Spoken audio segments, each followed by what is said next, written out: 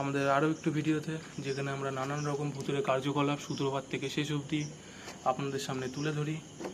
আমি শানু চক্রবর্তী, আপনারা দেখছেন ঘোস্ট প্যাথ। আজকে আমরা এসেছি একটি ফার্ম হাউসে,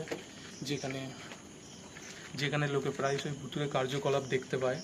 আমরা সেটি সূত্রপাত খুঁজতে এসেছি এবং দেখতেই পাচ্ছেন আপনারা এইখানের ভূতুরে এই জিনিসটা। এখন কটা বাজে?